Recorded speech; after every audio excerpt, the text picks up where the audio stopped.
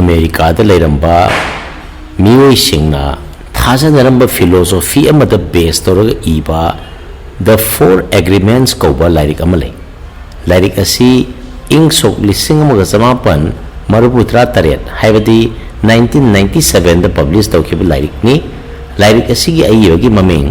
Don Miguel Ruiz hena kawe lairik asi da ekoi mioi bana harau nuaina amadi yaifana ningtamna hinge haiba taragadi ekoi transformation amakak haibadi personal transformation ishagi oiba ahongba khara tawdaba yade haibagi matang sida yamna kupna iri yamna sangna irubagi wadi nate adubu miyoiba khudimagna kanglon mari yamna ningthijana ngakna zatpa taragadi aikhoigi punsi asi ahongba ama soidarmaki lakani amadi masina aikhoibu punsi chupa nungai yaifa handuna thamgani haiba warol asini ai isana su yamna pamjaruba lairik ama oibana ai bu khangba amadi aina khangba miyoi singdasu lairik asigi kanaba lawhan ningman khradana ai lairik asi naina jabani lairik asi fully naina bamukti nate adubu lairik sida yawriba agreement mari haibadi yanaba mari dang ai mayam gi mafamda thamjage yanaba ka kain haiba sida aiga nahaka legedaba yanaba nate masidi ishaga aina tawgodoriba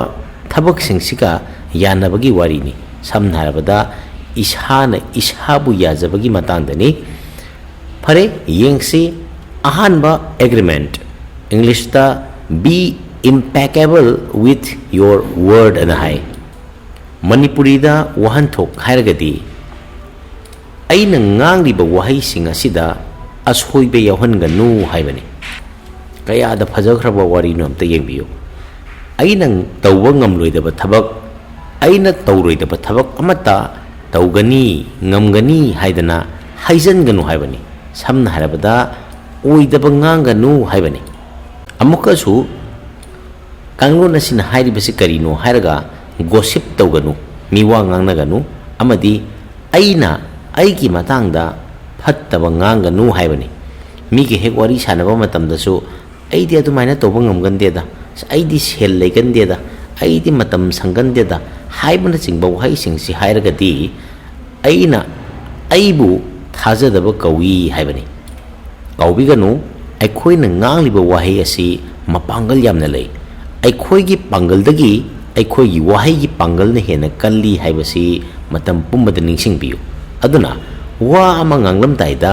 aina ngangadriba wa asi aina tawgadra tawroidra amadi masi aigi matangda aphabara phattabra haibana chingba si ningthina khantaraba matungda ngangbiyu haibani maramdi aikhoina ngangliba wafamsing asidagi aikhoigi manglan amadi aikhoina tongningba thabaksing loinana destruction haibadi amang ata phawba thokhalakpa yai haibasi kawbiganu masini ahanba agreement ani suba agreement asisu yamna phajai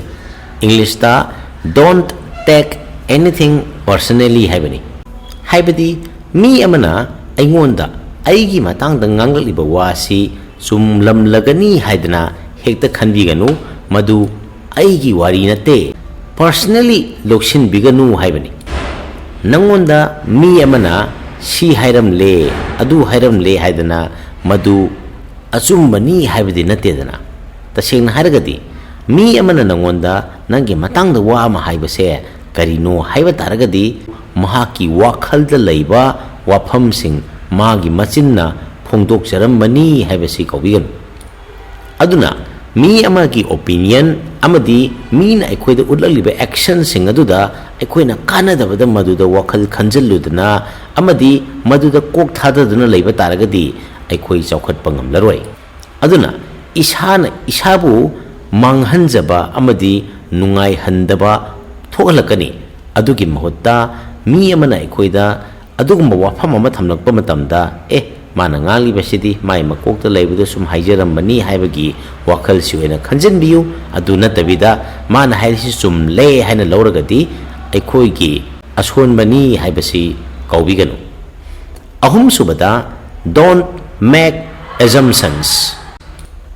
Achum aran khangdabida chumle haina loksin basibu ekhoina assumption kawi. Masina misunderstanding habati bahap tanarakdaba amadi drama khatna chainabana chingba kaya thokhalli. Tasengna haragadi masi taunabagidamta ekhoida thauna changi habati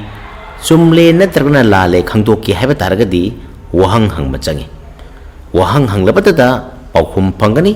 paukhum phanglabata confusion habadi chamamnaba kokani. Asumna clarity ama leiraga thabak tobiyu si oiramba yai asina chumgani asina langani haiba wakhal sing asi sagattuna leiba taragadi thabak thoram amata ningthi jana toba ngamloi haibasi kaubiganu. Mari suba amadi aroiba agreement ta always do your best. Aikhoigi uiriba maong mato amadi matamgi matungina aikhoina thabak ama tawbagi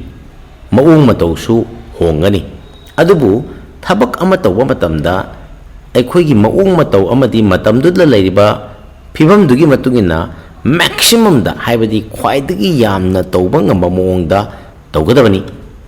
Asumna thabak ama tawba matamda aikhoina hek 100% piba ngamdiribasi karigino haiba taragadi isana isabu judgment pijaba aina tawribasibu chumbra lanbra aina masi tawraga mo kona ningamdaba polakadra haibana jingba wakhal singsi khanbana maram oidana thabak thoram sing pangthokpada 100% haibadi full energy piraga pangthokpa ngamnade.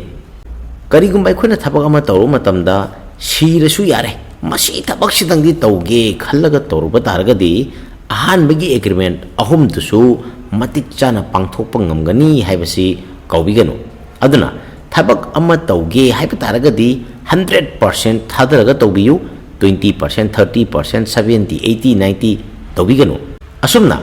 agreement mari haibati ahanbada be impeccable with your word, ani subada don't take anything personally, ahum subada don't make assumptions, amadi aroibada always do your best haibasi matam pungbada kaubiganu. Ai mathangi video da amuk hena nungaiba topic ama puduna laksage ngasigidi. Thank you very much.